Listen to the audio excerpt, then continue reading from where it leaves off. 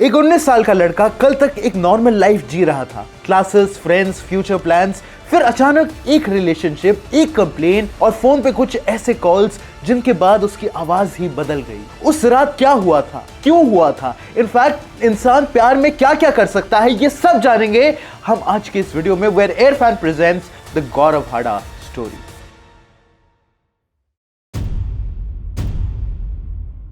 सोचो, एक 19 साल का बंदा जो अपनी लाइफ में एक स्किल इंप्रूव करना चाहता था, कोई डार्क इंटेंशन नहीं, सिर्फ इतना कि कॉलेज में थोड़ा बेटर परफॉर्म कर पाए, थोड़ा कॉन्फिडेंट फील कर पाए, और सबसे बड़ी बात जो उसे अंदर ही अंदर खाती है वो ये है कि वो इंग्लिश बोलने से पहले हेसिटेट ना करे, वो ऑकवर्डनेस चली जाए हर सेंटेंस से पहले। वैसे सही बात है, इंग्लिश तो आनी चाहिए। अब अच्छा थोड़ी लगेगा कि आप डेट पे जाओ और लड़की को बोलो 2 मिनट रुकना, मैं मूत के आता हूं। और इसी इनसिक्योरिटी को फिक्स करने के लिए उसने डिसाइड किया कि इंग्लिश कोचिंग ज्वाइन करे। बस एक सिंपल डिसीजन जो उससे अपने हाथों से ऐसा काम करवाने वाला था जो उसने सोचा भी नहीं होगा। इंदौर के भागीरथपुर एरिया में रहने वाला गौरव हाड़ा अपने पेरेंट्स और बहन के साथ एक नॉर्मल मिडिल क्लास लाइफ जी रहा था। वो औरबिंदो कॉलेज से बी फार्मा कर रहा था एंड उसका रूटीन फिक्स था, घर से कॉलेज, कॉलेज से घर, कोई लेट नाइट्स, कोई बैड हैबिट्स भी नहीं। एंड पेरेंट्स भी गौरव से बहुत खुश थे, बस एक ही टेंशन थी कि बेटा थोड़ा अंडर कॉन्फिडेंट रहता है। इसीलिए जब बेटे ने खुद से इंग्लिश कोचिंग ज्वाइन करने का डिसीजन लिया तो सबने उसे सपोर्ट किया। कैसे भोंदू बच्चे हैं यार, मैं होता तो घर वालों को बोल देता पढ़ाई वास्ते नेटफ्लिक्स सब्सक्रिप्शन जरूरी होता सी, इंग्लिश मूवीज देखने वास्ते पंजाबी क्यों बोल रहा हूं मैं। और जब गौरव फाइनली डिसाइड करता है कोचिंग जाने के लिए तो सब लोग उस डिसीजन को रिस्पेक्ट करते हैं, लेकिन गौरव की लाइफ हमेशा के लिए बदलने वाली थी उसके नए कोचिंग टीचर की वजह से। गौरव के इंग्लिश कोचिंग सेंटर में एक टीचर थी, आकांक्षा मैम, जो वहां इंग्लिश पढ़ाती थी। आकांक्षा जो अपनी उम्र के हिसाब से थोड़ी ज्यादा कॉन्फिडेंट और आर्टिकुलेट लगती थी। इंग्लिश उसकी सबसे बड़ी स्ट्रेंथ थी और वही उसकी स्किल थी। उसे कोचिंग सेंटर में अलग पहचान दिलाती थी, जहां स्टूडेंट्स सिर्फ ग्रामर नहीं बल्कि कॉन्फिडेंस सीखने आते थे। उसका फैमिली बैकग्राउंड सिंपल था, वो अपनी माँ के साथ रहती थी और जिंदगी का फोकस पढ़ाई, काम और रूटीन के बीच बैलेंस बनाए रखने पर रखती थी। गौरव से उसकी मुलाकात भी इसी कोचिंग सेंटर में होती है जब वो इंग्लिश इंप्रूव करने आता है, और शुरुआत में दोनों के बीच का रिश्ता बिल्कुल सीधा होता है, टीचर और स्टूडेंट का, जहां बातें सिर्फ क्लासेस और लैंग्वेज तक सीमित रहती हैं। लेकिन मौसम बदलने वाला था। शुरुआत में दोनों के बीच रिलेशन बिल्कुल नॉर्मल था, डाउट्स क्लियर करना, प्रोनाउंसिएशन प्रैक्टिस, थोड़ी गाइडेंस, थोड़ा एनकरेजमेंट, कुछ भी अनयूजुअल नहीं। पहले सिर्फ क्लासेस के दौरान बात होती थी, पर धीरे धीरे मैसेजेस होने लगे, स्टडीज से रिलेटेड, देन थोड़े कैजुअल बातें, फिर सिचुएशनशिप, फिर बिना किसी ऑफिशियल लेबल के एक कंफर्ट क्रिएट हो गया, जहां गौरव को लगा कि फाइनली उसे कोई ऐसा मिला है जो उसे जज नहीं कर सकता, जो उसकी बात सुन रहा है। और आकांक्षा मैम को लगता था कि सामने वाला उसकी बातों को इंपॉर्टेंस दे रहा है, और यहीं पर चीजें क्वाइटली शिफ्ट होने लगती हैं बिना किसी को क्लियरली रियलाइज हुए। वैसे तो ये इंटरैक्शन बिल्कुल ऑर्डिनरी होता है, क्लास के बाद थोड़ा कैजुअल बातें, कभी प्रोक्रेस्टिनेशन पर हंसी। देखो यार, किसी को भी उनके प्रोक्रेस्टिनेशन पे जज नहीं करना चाहिए। मतलब अगर एक इंसान इंग्लिश में बोलने का ट्राई कर रहा है तो उसकी प्रोक्रेस्टिनेशन अच्छी नहीं हो तो उसे करेक्ट कर दो। धीरे धीरे वही फेमिलियरिटी कंफर्ट में बदलने लगी, एंड गौरव जो पहले सिर्फ इंग्लिश बोलने की हेसिटेशन लेकर आता था, अब क्लासेस के बहाने थोड़ा ज्यादा वक्त रुकने लगता है। और आकांक्षा मैम जो नॉर्मली सब स्टूडेंट्स के साथ एक प्रोफेशनल डिस्टेंस रखती थी, गौरव के साथ बात करते वक्त थोड़ी ज्यादा इन्वॉल्व्ड होने लगी। बातें अब सिर्फ ग्रामर रूल्स तक लिमिटेड नहीं रहती थी,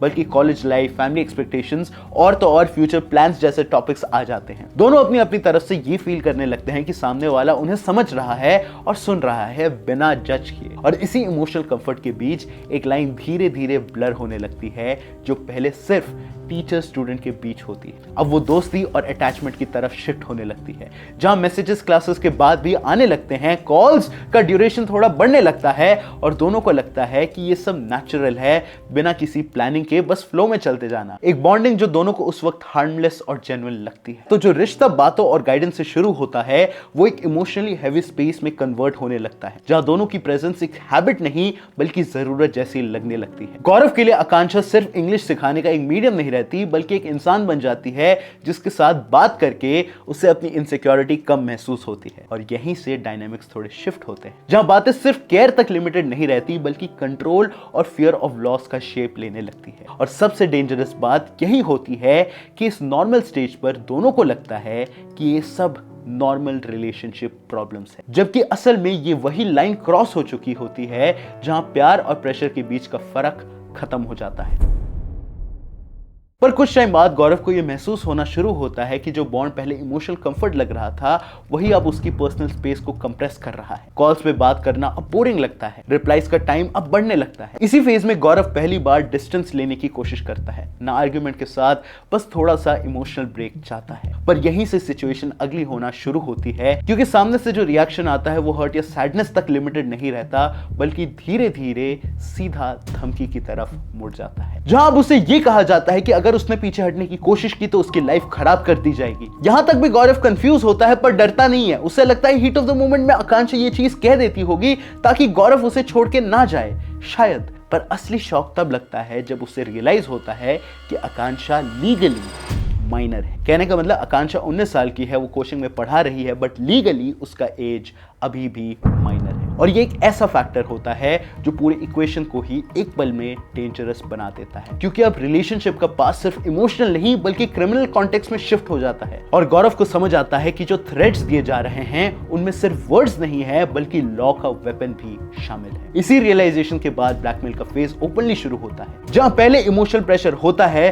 फिर डायरेक्ट पैसे की डिमांड रखी जाती है, लगभग 3 लाख रुपए। और साथ ही ये क्लियर कर दिया जाता है कि अगर ये पैसे नहीं मिले तो फॉल्स कंप्लेंट की जाएगी गौरव के ऊपर कि वो एक माइनर के साथ इन्वॉल्व था रोमांटिकली। पुलिस केस और सोशल ह्यूमिलिएशन का रास्ता खुल जाता है कि गौरव को इस केस में फंसा दिया जाएगा। और एक 19 साल का लड़का जो खुद स्टूडेंट है, उसके लिए ये सिर्फ इंपॉसिबल नहीं बल्कि पैरालाइजिंग सिचुएशन बन जाती है। इस पॉइंट पर कहानी का पर्सपेक्टिव क्वाइटली शिफ्ट होता है, क्योंकि अब ये सिर्फ एक टॉक्सिक रिलेशनशिप नहीं रहती बल्कि एक यंग बॉय का सर्वाइवल मोड एक्टिवेट हो जाता है, जहां वो हर दिन इस डर के साथ उठता है कि कहीं आज वो दिन ना हो जब एक एलिगेशन उसकी पूरी जिंदगी खत्म कर दे। और इसी पैनिक में वो गलत डिसीजंस लेने लगता है, जैसे घर से पैसे उठाना या डायरेक्टली आकांक्षा के भाई से बात करना, ये सोचकर कि शायद कोई एडल्ट समझाएगा और मैटर शांत हो जाएगा। पर जब वहां से भी कोई सपोर्ट नहीं मिलता और प्रेशर और ज्यादा बढ़ जाता है, तब गौरव फाइनली अपनी फैमिली को सब कुछ बताता है। और parents hats off to them, वो पुलिस स्टेशन तक जाते हैं, पर पुलिस भी उनकी मदद नहीं करते, क्योंकि अब यहां गौरव के साइड से सबसे बड़ी प्रॉब्लम यही थी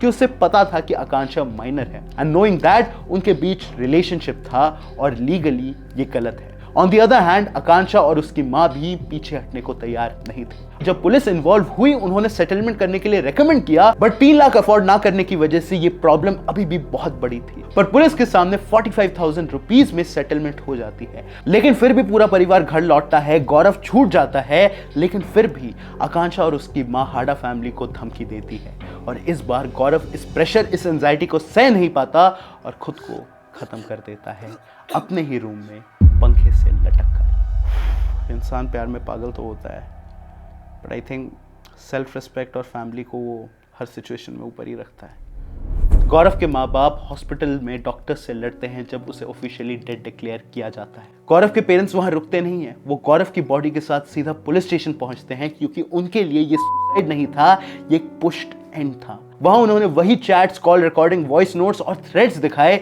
जो पहले भी दिखा चुके थे, पर इस बार फर्क सिर्फ इतना था कि अब उनका बेटा बोलने के लिए जिंदा नहीं था। पुलिस प्रेशर में आती है क्योंकि मीडिया और लोकल आउटरीच शुरू हो चुका था।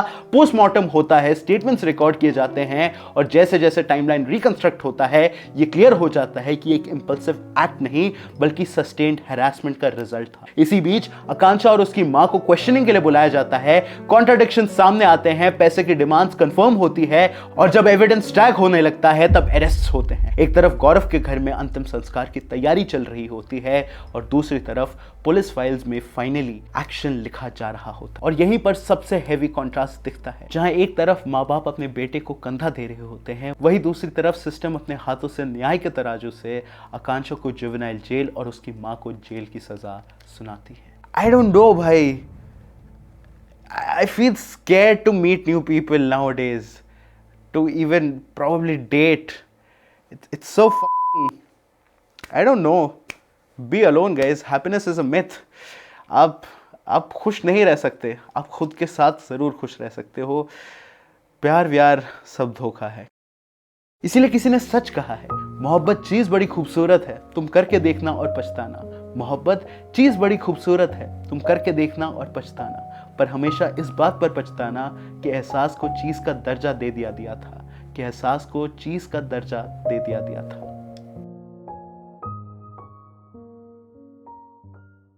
तो ये था हमारा वैलेंटाइंस डे स्पेशल वीडियो। आपको इस पूरे वीडियो के बारे में क्या लगता है हमें नीचे कमेंट्स में ज़रूर बताना। A special thank you to the entire team of Airfan and thank you so much for all the support. ये वीडियोस मैं कभी नहीं बना पाता without the amazing support of all you guys and I really appreciate it. Thank you so very much and I will see you the next time. तब तक के लिए ध्यान रखो, सतर्क रहो, सेफ रहो, हमेशा खुश रहो और रहने दो। Bye bye.